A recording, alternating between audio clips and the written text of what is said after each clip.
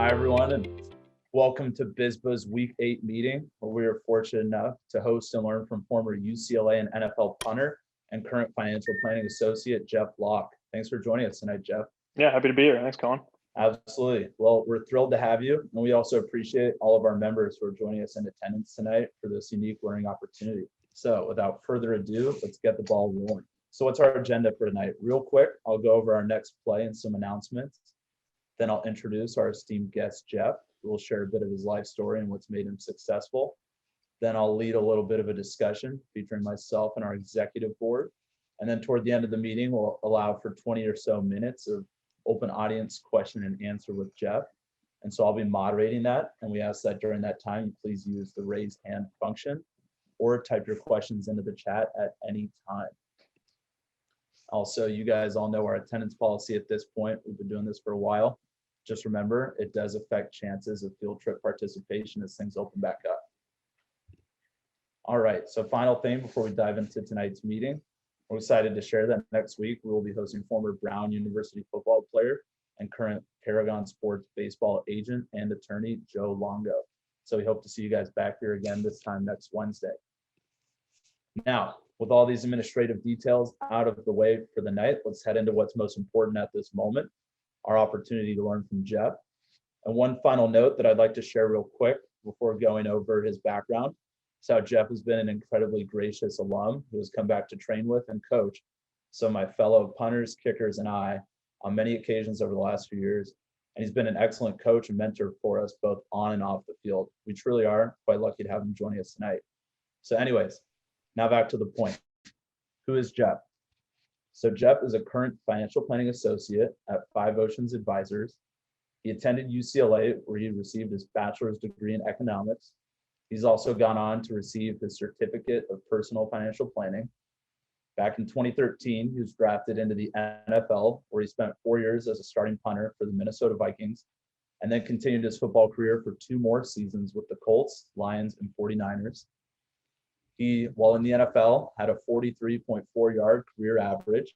And while at college at UCLA, he had a 44.2 yard average, which for those of you who may not know punting too well, these are some pretty darn good numbers, very impressive. It's the second highest career average in UCLA history. Jeff was also a Ray Guy Award semifinalist, which is the award given to the best punter in college football each year. He was also first team All Pac-12, honorable mention All-America, and has been the recipient of a long list of academic and athletic excellence awards, including the Athletic Director's Academic Excellence Award. So, with this outstanding and extraordinary resume in mind, Jeff, may you please share with us a little more about yourself, your story, and how you got to where you are today? Yeah, thanks for the intro, Colin. So I just grew up in Arizona, played soccer almost my whole life, and then figured out I was too slow to keep playing soccer, so I started kicking a football instead. Started playing football in high school and realized I kind of maybe had a thing here. Always a strong leg kid, so I worked pretty damn hard in high school. Was a really good student while also being a football player. We'll kind of talk about the trade-offs some people make that I didn't make in those respects. So I got very, very lucky to get offered a scholarship to UCLA to be a punter, which at that time was kind of not always the case for punters and kickers and the non-cool football positions. So yeah, I came into UCLA, ended up redshirting my first year because I had an injury coming in. It was probably the best thing that happened to me because I got to sit and learn behind a lot of really good players, Kai Forbath being one of them. Kicker Aaron Perez was the punter before me. He was also All Pac-12. So I got to sit and learn. And then I just kind of jumped in. Started for 4 years at UCLA. Had some ups and downs, though. Between my second and third year, I actually had the same surgery Colin had my labrum repaired on my hip, which can be a death sentence for a punter if you're not careful about it. So came back at a really bad junior year at UCLA, bad stats, literally thought I wasn't going to play in the NFL, but then came back and just killed it my senior year. That's what got me drafted by the Vikings. But as Colin's kind of alluded to, I always had plan B in mind. So I gutted it out through econ 1 and 2 and stuck with it, didn't give it up, and was able to get my econ degree while also at UCLA. So it was total pain, a lot of quarters, especially when I was in season. But now sitting here today, really thankful I kind of just gutted it out while I was at UCLA. Then got drafted by the Vikings, got really fortunate in the 5th round, and played there for 4 years. And it was great. Also just crazy amount of challenge. I was there when they were in between indoor stadiums. So I had to play outside in Minnesota for 2 years, which is kind of unheard of up in that part of the country. I guess Green Bay is outside, but Minnesota actually is a little bit colder than Green Bay, unfortunately. So that was a crazy test for me, going from growing up in Arizona to playing at the Rose Bowl, which is probably one of the nicest weather stadiums in the country, to going to Minnesota and playing in the freezing cold. So definitely had to make some life adjustments and some adjustments to my football career a little bit too. So yeah, and then finished up in Minnesota, signed a nice contract with Indianapolis. I thought I was going to be the guy. You guys have probably heard of Pat McAfee. I was signed to replace Pat McAfee in Indianapolis, right? But then they bring in this rookie guy named Rigo Sanchez, who now is a top 5 punter, and he just straight up beat me out. Like, no ifs, ands, or buts. I was punting really well. He was punting even better. And this kid's a stud. So I signed this nice contract, and within 5 months, I get cut by the Colts before the season even starts, right? Then I'm on what we've talked about a little bit before is the tryout circuit. In the NFL, there's 32 teams and there's 1 punter per team. So like when you are on an NFL team as a punter, you're one of the 32 best on the planet at what you do, right? But that means there's hundreds of guys on the street that want your job. So all of a sudden I was one of the 100 guys in the street trying to get back in, right? So I went and played for the Lions for a little bit, replaced the guy that was injured, had a good like 5-game stretch, and then I got kicked to that tryout circuit. We talked a little bit about that and spent legit 15 months trying to get back into the NFL, flying to teams, doing workouts, right? And it just never landed. Played for the 49ers in preseason for a little bit and just didn't make the team. Had an injury I was dealing with too. And then, played in the secondary league in Arizona called the Alliance of American Football or whatever it was called. Only lasted 8 games and then folded. So, I had this huge high 4 years with the Vikings, and then just kind of this roller coaster I had in the NFL after that. So one of the smartest things I did was when I played for that Alliance of American Football League, I was also studying for my CFP, Certificate of Financial Planning, on the side. So I go to practice, come home 2 hours or 2 days a week. I'd be on Zoom for 3 hours a night studying for this certification. It took me 7 months. No, it took me 8 months to get through all the classes. And then it took me 2 months of intensive studying to actually pass the exam. So that was essentially me going back to school intensive. And then about 2 months after that, I landed my first non-football job, which is where I am today. Went through interviewing and all that. So as Colin probably knows, and a lot of you know, like I had a very easy is the wrong word, but a pretty seamless transition out of playing sports into jumping into finance, was a lot of people struggle.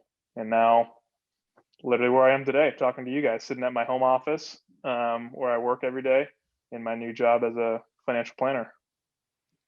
Yeah, no, absolutely. And thank you for that intro. We really appreciate it. And like you said, although maybe not easy, you did set yourself up in the right way for that seamless transition, which hopefully a lot of us can learn from and take with us moving forward as well.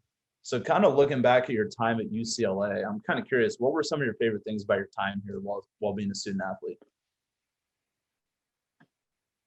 Yeah, I'm a nerd, as you guys have kind of come to realize based on my story. So I loved that going to class and studying was part of my job.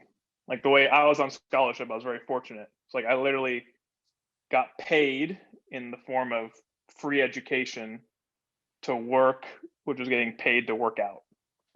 Like when you're in the moment, you don't think of it that way. But like I absolutely loved it. And then just being around my teammates all day. Like, it was so cool. Like, my teammates were my roommates. Still, my two best friends on this planet were my college roommates at UCLA.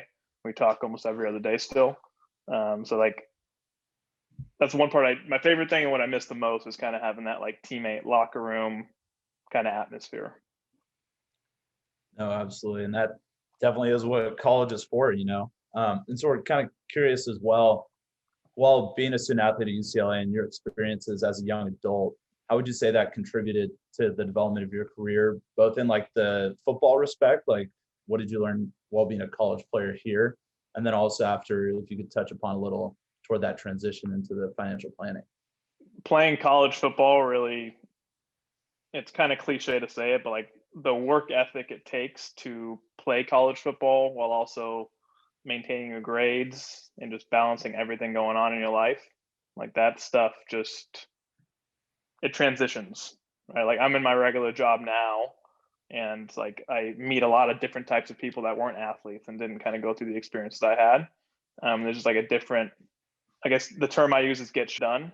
There's a different, like, I'm going to take stuff to the finish line and like see it all the way through mentality that some other people might not have. So the huge takeaway for me, kind of my experience at UCLA, and same in pro sports, like the same type of thing, but pro sports is so competitive.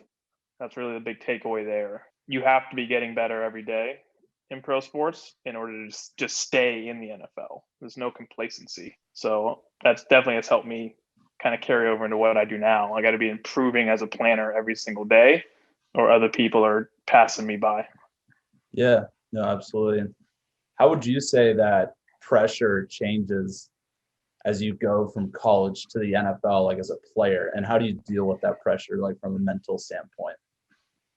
It was so tough, man. Like, I had to hire a sports psychologist when I was in the NFL. What I always used to say is that a college game feels like an NFL practice, right? Wow. So you got to think of like the pressure whenever we'd go to like the punting period of practice, and I had this 10-minute block. Like, 2 bad punts out of 20 was a bad practice in the NFL. So it's like, you have to like, it just, everything just raises the bar, right? And in the NFL, 1 bad punt in a game means the game sucked, right? So like they expect almost perfection. They expect a 95% efficiency rate in the NFL. So yeah, it's really hard to deal with the pressure. You gotta, the way I thought about it, you can't think about the pressure, which is easier said than done. You have to just focus on what's in front of you. Like, just this, like, as Colin would know, like, just focus on the ball and what you're doing in this little bubble back there, and not worry about all the other externals. But it took me a long time to learn that in the NFL. Yeah, no, and it's impressive how you guys are able to manage that, because Lord knows it's tough to be consistent and all that. So I got a lot of respect for that. Kind of curious as well, like looking at maybe your typical workday. So if you could tell us, like back when you were in the NFL, what did a typical workday look like? And then once you answer that, we can ask it again, but as a financial planning associate. Yeah, so NFL, we'll just say like a regular practice day, like a Wednesday. I mean, you wake up pretty damn early. You're like a 6 a.m. wake up. You go drive into the facility where the team practices. You have early morning meetings with breakfast. Then usually you go out to the field and do some sort of like walkthrough. You're just walking through drills, right? Come back in for lunch, go back out after lunch, and you do an actual practice, 2 to 3 hour actual practice. Then after that, you go back into meetings, and then you either weight lift in the very early morning before that first meeting, or you weight lift in the afternoon, kind of after that practice. So it's legit probably an 8 to 6 when you're in season in the NFL, of like you being at the facility kind of all day, getting ready for that week leading up to a game. At least Tuesday through Thursday, or the Wednesday through Friday are like the really heavy days during the NFL week.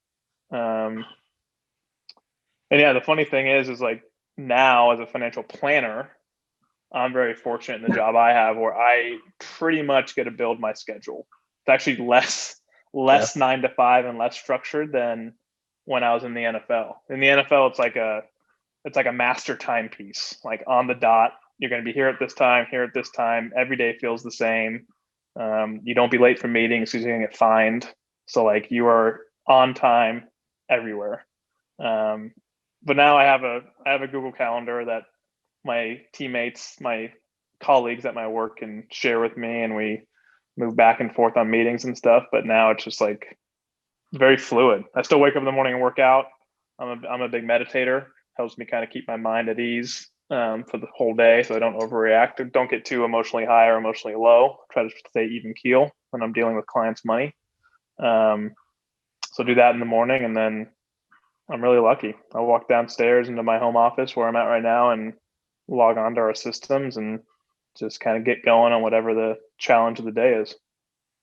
Absolutely. It sounds like you got a great system set up right there. And kind of thinking about that NFL daily schedule, would you kind of equate that to like fall camp every day? Because that's what it sounds like to me, where you're kind of in there the entire day. And then second part of the question is, how do you like get through those grueling hours where you're kind of like, man, this stinks, like I could be doing other easier things right now. Yeah, I think during the midweek, it kind of is like fall camp, like in college, kind of what you're saying, you have practice, but then you have these NCAA mandated hours where you have class you got to go to, and you get this break from football mode. Yeah, a lot of guys drink a lot of coffee. There's a lot of midday naps in the NFL. Let's see, the locker room is just like bodies. Everyone just like napping, trying to get a couple Z's in before that next set of meetings.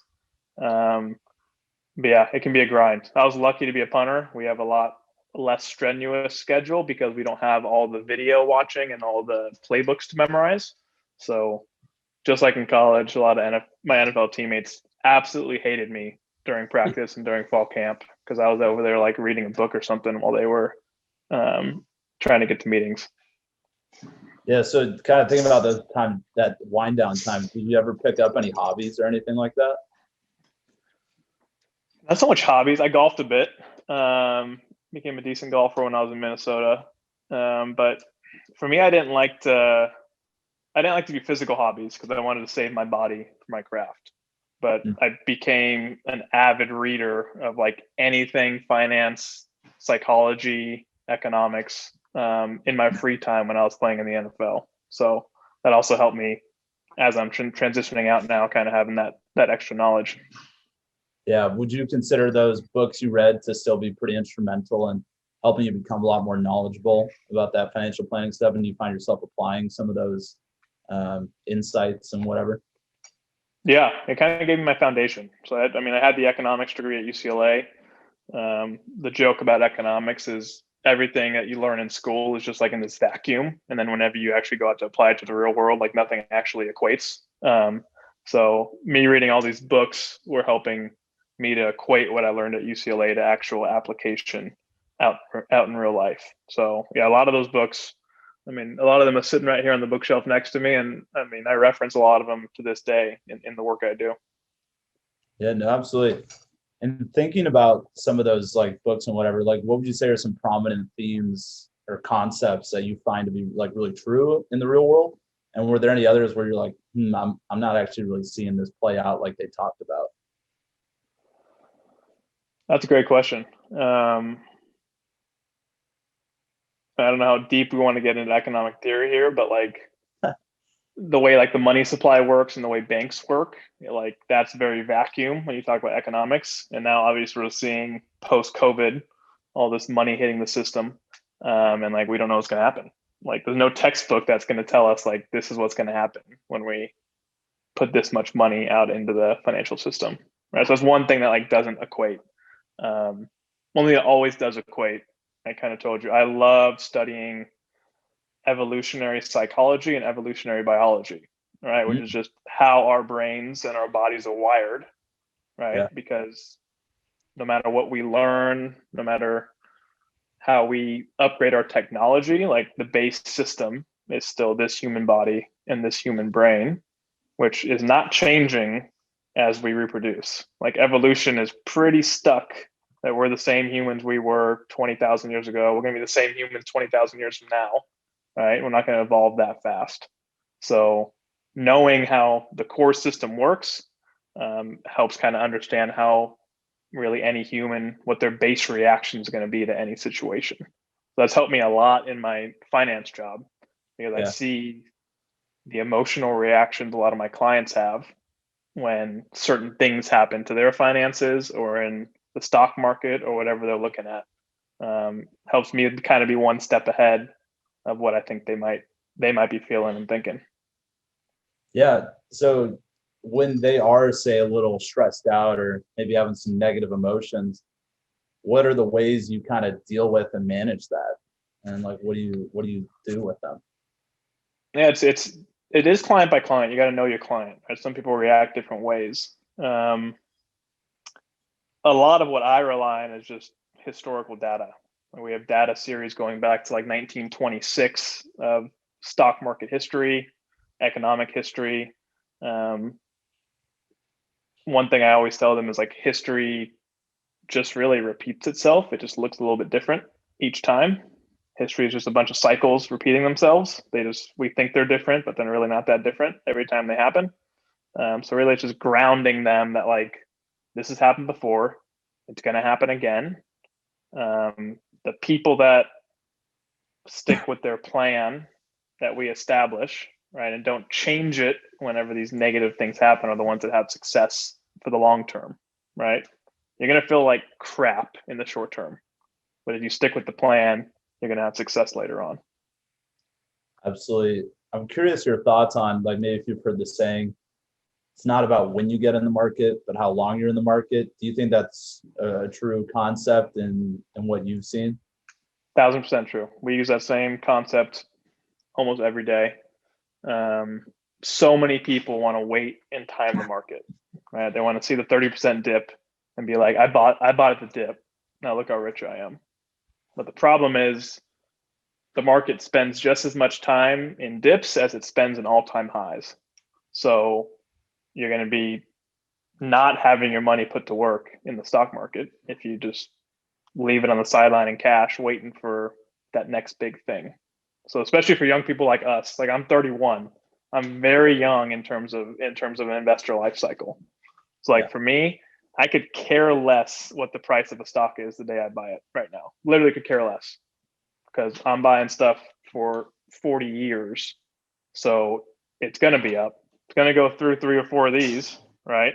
But it's going to be up in the long run. Absolutely. That's reassuring to hear that you guys like share similar quotes and stuff like that, because that's what I was told when looking into some investing myself. If you don't mind me pivoting for a second, I don't know if you saw. We've already been pivoting, Colin. So keep pivoting. Yeah, I know, because I gave you that sheet of questions, and we'll get through those, or we'll try to. It's just certain thoughts just happen while we're up here running the brain or whatever. But I'm sure you saw next week we're hosting an agent, and obviously we're going to pick his brain about the agent side of things. But I'm just kind of curious, as a player, what was it like for you dealing with agents, and what was that relationship like? Yeah, the agent process in the very beginning is very difficult, trying to pick the right agent. You have limited information. You're going off of like, this person knows them, they had a good experience. This person knows them, they had a bad experience. So like my dad came in and I inserted him in there. He was like my filter, picking my agent for me of like, do all the research, you vet them, give me your top 3 and I'll meet with them. It's kind of how I went about it. And luckily I got really lucky and I had a great agent. He worked for one of the big agencies called Athletes First. Yeah, it's a very interesting industry because right now there's something called fee compression going on in the agent industry, right? They used to charge 3% essentially on every dollar you earned, right? So 3% was the standard contract for an agent. Now there's been fee compression where it's like 1.5% is kind of the standard contract. So their fees have been cut in half, and now they have to justify kind of this 1.5% they used to do, right? Which is a lot of them are pivoting and doing like marketing also for the athlete, or like helping them create all this other stuff in their life, or helping manage certain parts of their family situation, right? They're trying to show value to justify this higher fee still. So that's gonna be really interesting when you guys talk to him, is if he's kind of, one I think I asked him is if he's felt the fee compression in the agent industry. it'd be really cool to get his take on that. No, absolutely. And sure, he has a bit of an answer for that as well. What do you think might be one of the main couple of drivers behind that compression? Does it have to relate with like things becoming more automated and like media being so accessible and all that? Or like, what do you think? Yeah, I think the main thing, and I'm really just speaking to the NFL contracts. I actually don't know too much about the agent fees and in other sports. But really, the big thing that happened was the latest collective bargaining agreement. Actually, the last two, we call them the CBA. It's the agreement between the NFL and the NFL Players Association that lasts for like 9 or 10 years. It made it so whenever you're drafted or undrafted rookie, there's like a set amount you're going to get paid. Right? There's really nothing for the agent to do. There's nothing for the agent to negotiate on the Yeah, first contract. Right? So that's one of the reasons why this fee has gone down to 1.5, because there's like less upfront work to do. You essentially, how I viewed it, I was paying my agent in advance for that next contract negotiation, which is the second deal. That's really the main reason. which for you, it sounds like that Indianapolis one looked pretty good from the get-go. Yeah. Yeah, I mean, I look back and I didn't mind paying my agent 3% those first 4 years when I was getting a guaranteed amount. Like he made all of his fee and then some by getting me that second contract. So he did a great job.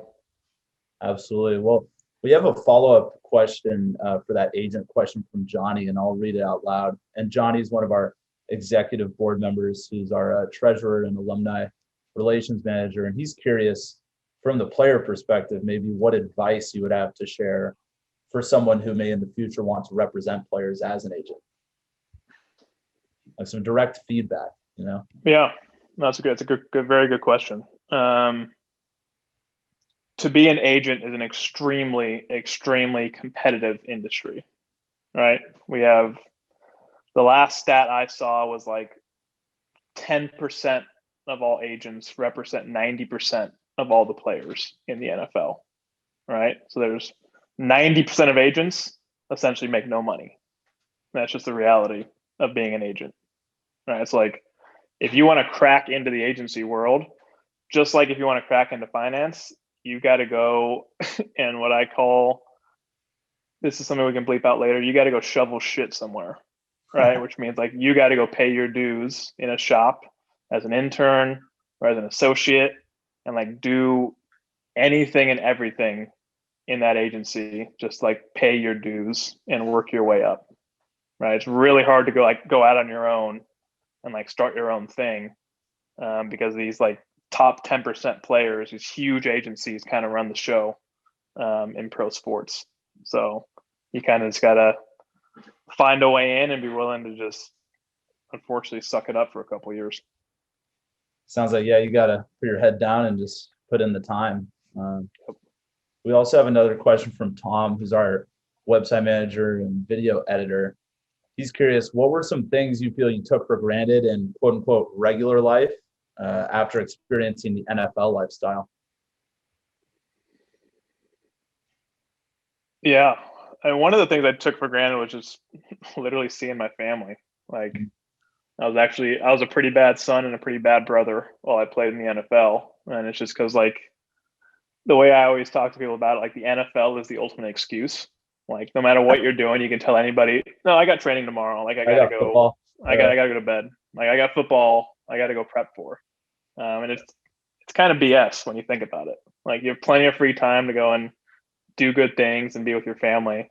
So like I had a lot of making up to do. No matter how cool my family thought it was for me to be in the NFL, and how much my parents like to brag that their son was in the NFL, like I wasn't a great sibling and son to them. Even when I was in my off season, I decided to come back to Santa Monica a bunch and come back in Venice and like have fun and go to the beach rather than go back and see them a bunch. So that is one thing I definitely took for granted, was just like keeping up my family relations when I was in the NFL. 100%. Duly noted. Can't fault you too much for wanting to spend a lot of time out in the Yeah. It's quite tempting. We have another question in the chat from Connor Wayne, our director of business administration, one of our football managers. He's curious, how do you find your clients in the finance world? Yeah, that's interesting. For me, I obviously have connections from my days in the NFL. A lot of players see me as a former player, and like that's kind of like I passed the first layer of inspection, right? They know a former guy is much less likely to come and just totally screw them over with their finances. Like I was one of them, so I care about them. But really, in my line of work, which is financial planning, financial advice, and investment management, whatever you want to tell it, we get a lot of referrals, right? Most people aren't going to trust you with their money unless they know somebody that has also trusted you or knows somebody that's also vetted you. So we get a lot of referrals from like attorneys, from accountants, CPAs. We'll get referrals from, and then also just from current clients. You just do the way I think about it, just like I think about sports. Like you focus on doing really, really good work today for like your current clients, right? And they're going to see the value in it, and send people your way. Absolutely. And I see a quick follow-up from Connor, and then Gavin, I see your hand up, but do you offer a referral fee? Connor asks. We do not. Yeah. Currently, the way our business is set up, we don't do referral fees. Like, I think we technically could. There'd be a bunch of like government regulation we got to get through to offer a referral fee. But I don't know. For me, it's like I'm going to crush it so hard for my clients that when I ask them if they got any people they want to refer, they're going to have to give me somebody just because like they know the value that we provided for them. Absolutely. Yeah, I like that. So, Gavin, I see your hands up. Would you like to go ahead and ask your question? Yeah, thanks, Colin. Hey, Jeff, thanks for coming out tonight. I'm learning a lot from you. I just started a financial planning internship. Today actually was my first day. So Awesome, man. Congrats. Thank you. Yeah, starting to shovel some for the first time. And you mentioned earlier that you were like an avid reader and reading a lot of finance and economics books. And I was just wondering if you had any recommendations that stood out. I'd like to start reading some. Yeah. I'm going to pull it right now. This book is like the first book to read. It's called A Random Walk Down Wall Street. It's by Burton Malkiel, Malkiel. It's like one of the first books I read. I actually read it when I was playing for the Vikings. And it really like set me up for kind of what I do now, the way I think about investing. And this one I just read, but I think it's awesome. And it's called The Psychology of Money. It's by this guy, Morgan Housel. This one might take you guys maybe 2 times to kind of read through and kind of get it. You can be looking up terms and stuff. But kind of like I said before, like investing and planning is psychology based. Like we're trying to have our clients behave. Your financial planning is going to be trying to create the best financial plan you can for them. That's going to actually keep them on the plan, right? Those are kind of 2 great books to get started. Great. Thank you so much. I'll definitely check that out. Yeah, that's some really good advice. Thank you for that. I also see another question in the chat from Jamel. He asks, if you could do any part of your life over again, would you change anything? I guess I'll first say that I've been extremely fortunate and extremely lucky in my life. Like just straight up, great parents, great family, gave me all the opportunity to like actually excel in school and in sports. One of my biggest regrets was actually in my first 2 to 3 years with the Vikings, right? I got drafted in the 5th round, which is really high for a punter. And that gave me essentially some level of safety with the team, right? Feeling like I could kind of just, do what I'd always done at UCLA and get away with it. So one, Colin know what I'm talking about, but one thing I didn't do early in my Vikings career was really learn how to directional punt, which is being able to punt to the sidelines, right? It makes it easier for your team to cover and it reduces the ability of the other team to run it back on you. But I was so scared and timid of messing up that I refused to like commit to it and like commit to working through really commit to working through me making mistakes as I learned how to do it right.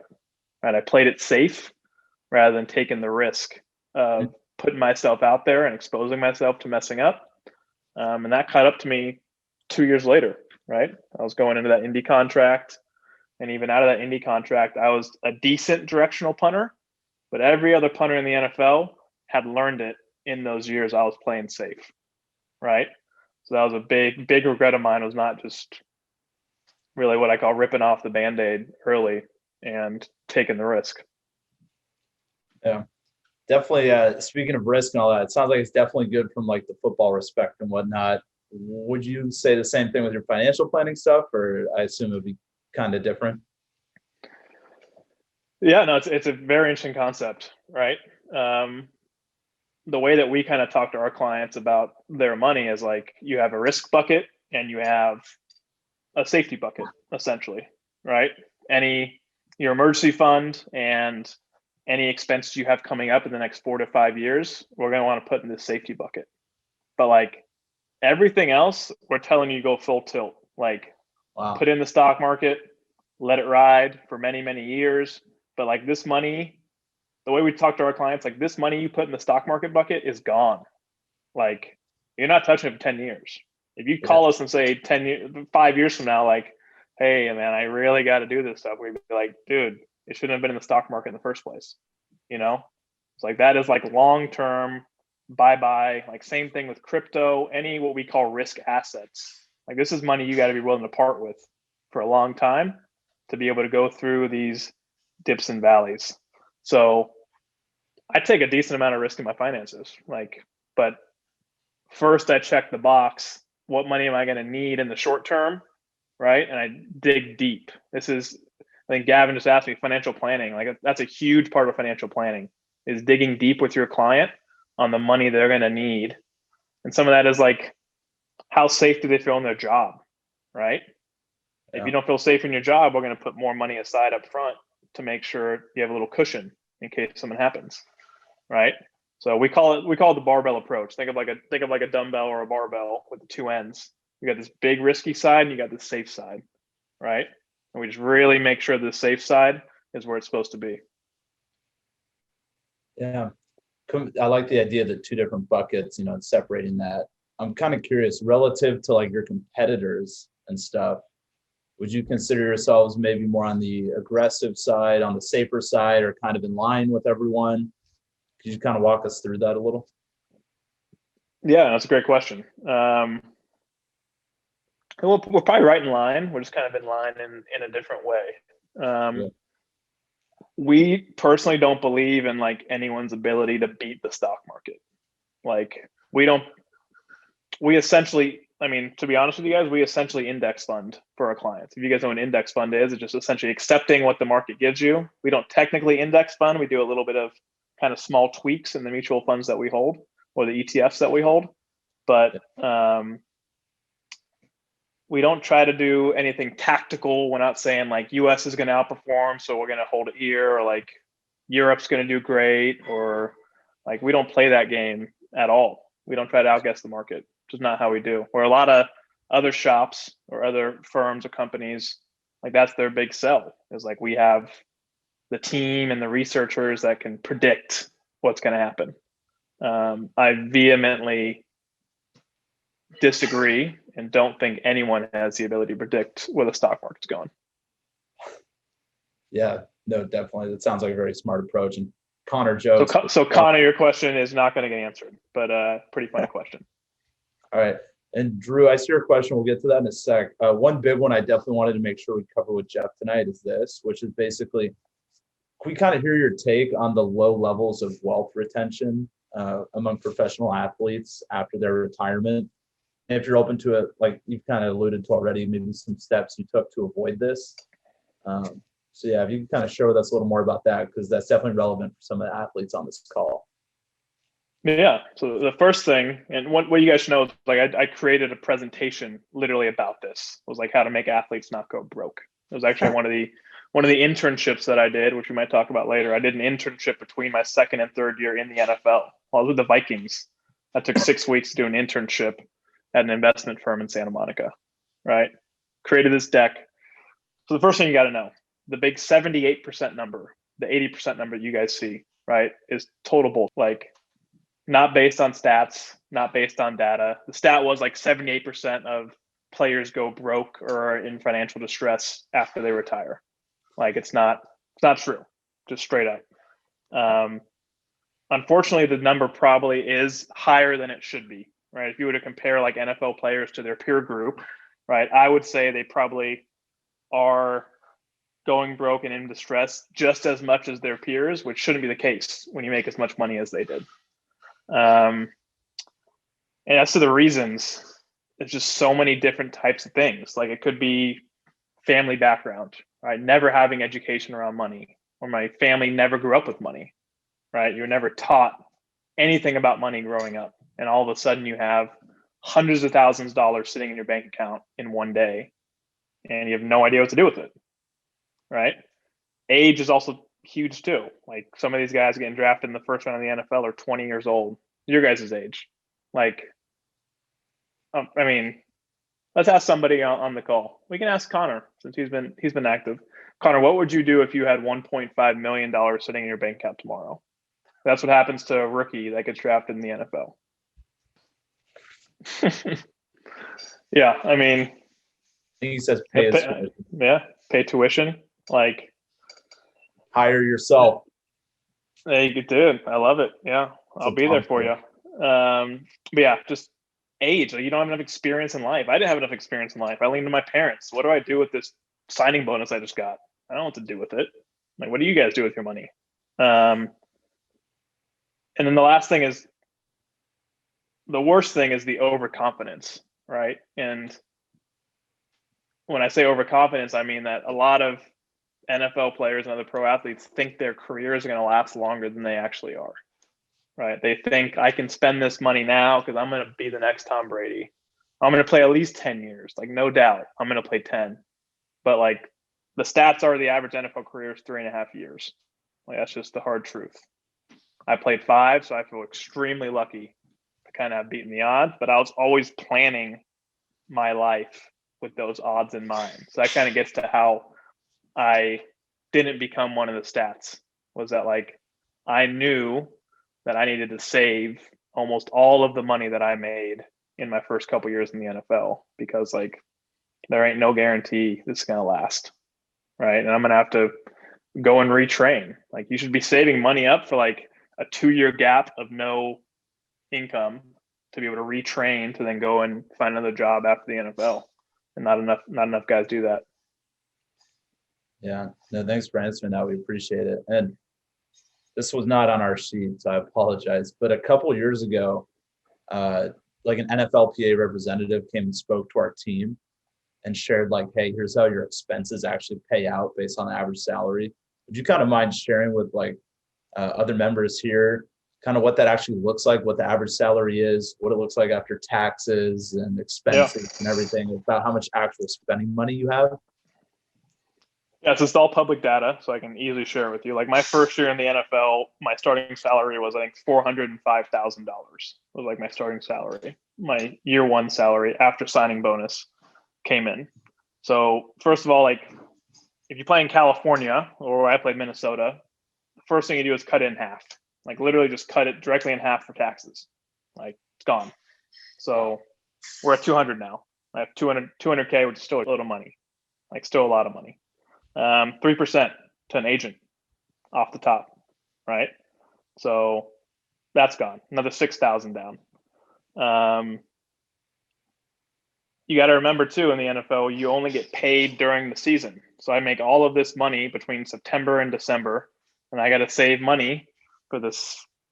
I mean, it's almost 8 months, 7 to 8 months out of the season, right? So I'm saving at least like 50, 60K just to pay for my training and pay for where I'm living outside of that.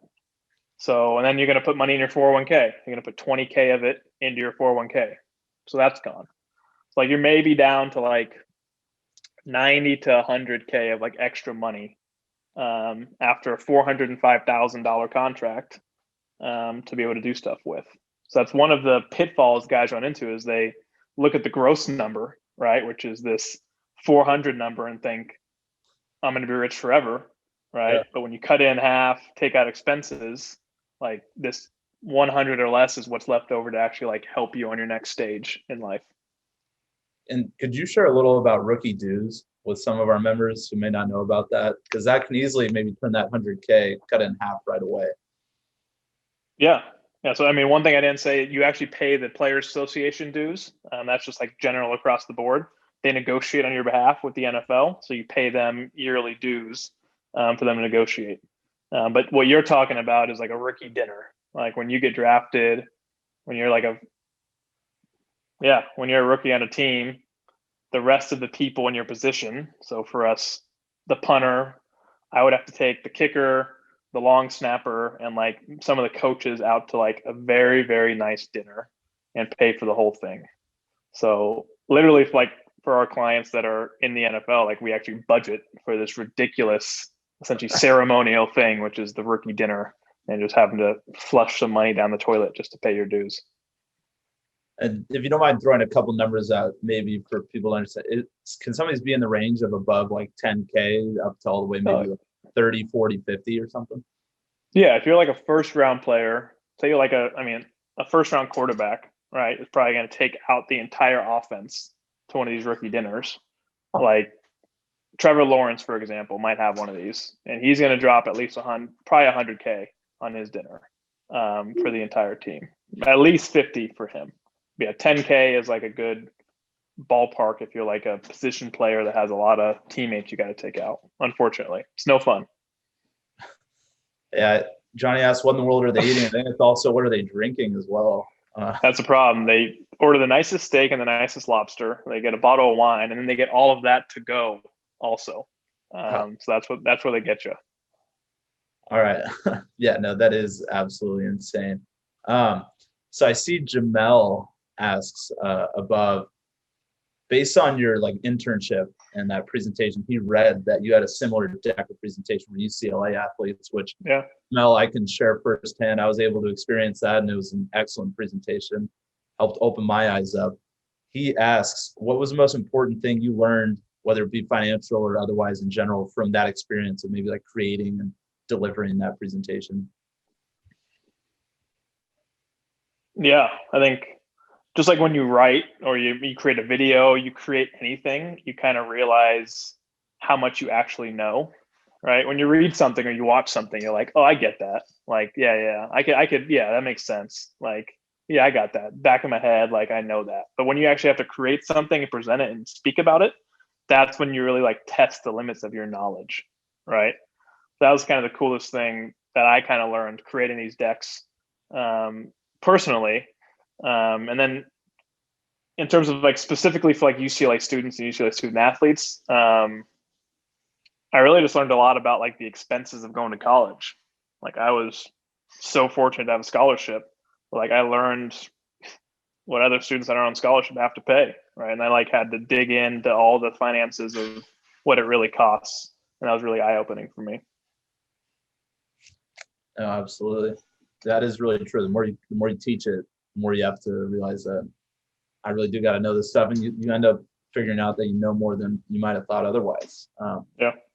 And Nathan asks, he's just curious. He says, why do NFL players like to spend their endorsement money and other income maybe on a like typical basis as opposed to their contract money? Yeah, it's just a savings mechanism, right? It's like we call it, the term for it's called mental accounting, right? All the money is still in one place. It's still all within you and whatever you have set up, but like you're just separating in your mind this bucket of money from this bucket of money, right? It's a way to essentially force yourself to not spend the stuff you need for the rest of your life. So usually the contract is going to be bigger than the endorsement money. So that's why some people say, let's just spend the endorsement. The endorsement's just there, just like free to spend. And I'm not going to touch this contract money. It's just a way to force yourselves to save. Absolutely.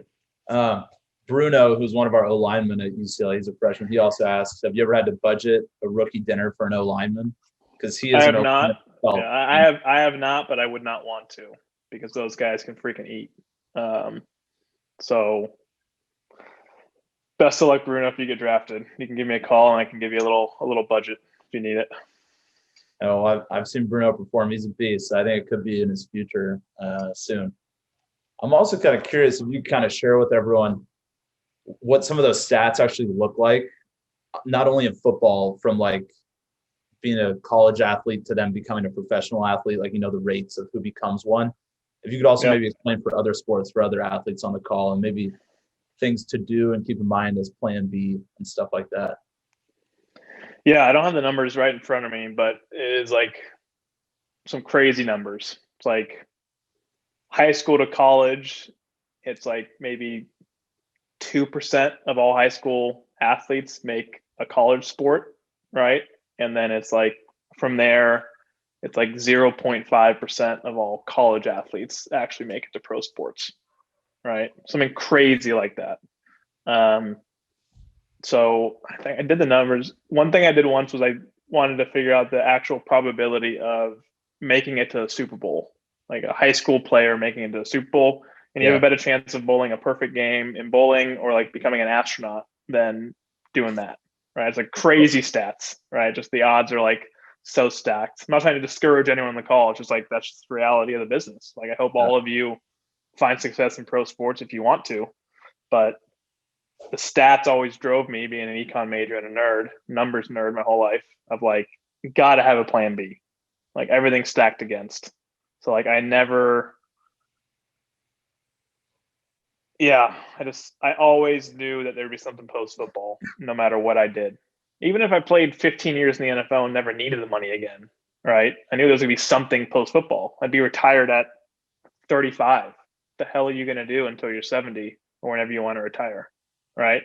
So like I always took school seriously, and I always wanted to be developing myself outside of just sports, because the day is gonna come. And for me, like, Colin can speak to this, like punting is freaking boring after a while. Like, you're just repeating the same technique over and over and over again. And the more you think about it, the worse you can actually punt sometimes. So like I needed something to distract me that wasn't just monotonous video games all day. So that's where like the reading and me prepping for post life kind of started. Yeah. One thing I've always found very impressive and inspirational by yourself was how you shared while at UCLA, you also worked your tail off, not only in the classroom, but you also did some internships and stuff. And so maybe you could share a little bit as well about what you did for those and how you can maybe show some of our other people on here that you can become a professional athlete while also being a very wholesome and developed person outside of that. Yeah, I think every summer but one at UCLA I had a job. So like at first it was, I think I worked in like the student athlete business and finance office, which is I think in Morgan Center upstairs. I was just like literally filing PDFs and doing expense reports for them one summer. I literally worked helping to paint all the buildings around UCLA one summer as a summer job. I go work out in the mornings, go to class for summer school, and then go paint all day. But then my first internship was, I worked at a bank called California Bank and Trust, I think between my sophomore and junior year. And that was like my first real internship experience. And then I told you, between my second and third year in the NFL, I worked at a mutual fund company called Dimensional Fund Advisors in Santa Monica. So picture me coming off of an NFL season, and in February, when everyone else is chilling and partying, I was getting in a legit suit every day to go sit in a cubicle for 6 weeks, trying to set myself up. Then the next summer, I did another internship for 6 weeks at a venture capital firm in Santa Monica. Also, same thing, a little more casual, but like me grinding on spreadsheets and sitting in on pitch meetings for companies for 6 weeks rather than out doing my thing. And I guess the huge takeaway I want to give you guys today is like my very first internship that went at that bank all started because me and one professor at UCLA became buddies. I met him through sports. I just like through the football team, I kept in touch. I went out of my way to email him all the time and like see how he was doing. Right. He hooked me up with that internship, which then the person that gave me that internship got me the next internship, right, at that mutual fund company. I hired my financial advisor from that mutual fund company, which got me the internship at the venture capital firm, right? And then those two experiences led me to doing what I am now. So like me keeping up with one professor at UCLA got me my post NFL job now. Like, Wow. crazy route to it. But if I'm going to give you guys any wisdom today, it's that I know it sucks. The last thing you guys want to do is go out and network and talk to non-students and and talk to your professors and go to office hours. Like, it sucks. I couldn't stand it. I hated walking back up the hill to go to office hours, to go ask that extra question, but like it could pay off later on. Yeah, no, definitely. And that's really inspirational. The little things add up so big in the long run. So I guess we'll just do one or two more questions here if you don't mind, and then we'll call it a night. So this is an earlier question I missed on accident. Drew asks, knowing what you know now and having already gone through it during your transition, do you have any specific advice for beginning associate or analyst positions, like people who are starting out their careers in finance? Like maybe any studying or preparation tips, especially as graduation is around the corner. So Drew himself, I think, might be starting soon. So yeah, you're not going to like the advice, but I'm going to give it to you. The one thing I'm really bad at right now, because you got to think, like, I didn't do the regular associate. Like most people go and grind starting at 21, 22 in a job. I didn't start in finance until 30, right? So the main thing you're going to be doing most of the time in the beginning is research and Excel and PowerPoint, just grind sessions, right? They're going to give you this presentation to do, like, make it beautiful, make it presentable to a client. You have X amount of time to do it and just like go figure it out, right? So it sucks, but I actually would recommend like starting to figure out Excel, starting to figure out PowerPoint, kind of the ins and outs, like make practice presentations or practice Excel stuff. There's courses online. There's this one company called Udemy, Udemy. I'll put it in chat right now. thank you. Yeah. And anyone kind of going into finance or going into other fields, they have like training courses on how to like master Excel and how to master PowerPoint, stuff like that. Because unfortunately, that's how you're going to get judged early on, is if like you can like grind on the grunt work kind of early in these types of jobs. Because you're going to be learning the actual concepts from all the people around you, right? No one's going to be asking you, hey, what do you think about the markets? Right? That's not how it works when you're young, right? They're going to be asking you, here's this shit we need to get done. Like, make this thing happen. So that's the advice I'd give, unfortunately. No, absolutely. And one small, minute question: do you ever like see people include like fancy transitions or anything in their presentations, or is that just like extra fluff that isn't necessary? I see it plenty. Like, I mean, you just don't got to get too fancy. I think one thing, like when you're doing PowerPoints, like less is more, right? So like ideally on the actual PowerPoint slides, it's mostly just like pictures and diagrams. And like, you're not just reading off the slides, right? You are so good at the presentation, or like you provide what the person that's going to speak is going to say kind of secondary, or like in the notes to the slides, rather than just pasting them all kind of in the slides. That'd be kind of one rec for that type of stuff. Yeah, no, absolutely. We really appreciate it. And if you have any final pieces of advice or thoughts you'd like to share, this would be a great time. Otherwise, we can call it a night. It's up to you. But either way, we really appreciate all that you've shared tonight. It's been incredibly informative. Yeah, I don't think we've covered a lot, so it's totally no worries. Yeah. I'm trying to think. I mean, yeah, there's really not much more. It's just like, I think out there right now, a lot of people think there's kind of shortcuts to life, right? You see it like in how people talk about investing, get rich quick schemes. Like everyone kind of thinks there's these shortcuts and fast tracks to like being successful. But like, that's just unfortunately not how the world works, right? It's too competitive. There's too many people trying to be great for there to be shortcuts that exist, right? So like, you got to be willing to just grind it out, kind of embrace the suck early on. It's just like sports. Like, What we Yeah. do all day in sports is you go to practice, you go to weightlifting, you hate it most days. It's just monotonous grinds, just like getting a little percent better each day. But like it pays off in the long run. Like it's just really the only truth that's like persistent across whatever you end up doing, whether it's sports or anything else. It's like those that can literally embrace the suck and be willing to put their head down and just work for that little incremental gain are the ones that get the big gains in the end. Absolutely. Yeah. That advice is worth its weight in gold, especially coming from such a successful individual yourself who crushed it on the field and is now crushing it off the field. So that is stuff we'll definitely take to heart. And I think on behalf of everyone here at BizBike, I can easily say we're all very appreciative of all that you shared tonight. It was really awesome. Thank you so much. Yeah, thanks for having me, guys. And any follow-up questions, you can get them to call in, or you guys can DM me on Twitter or Instagram, and I'll get back to you. Absolutely. Well, that sounds great. We wish you all the best moving forward, Jeff. Thank you. Cool. Thanks, guys. See ya.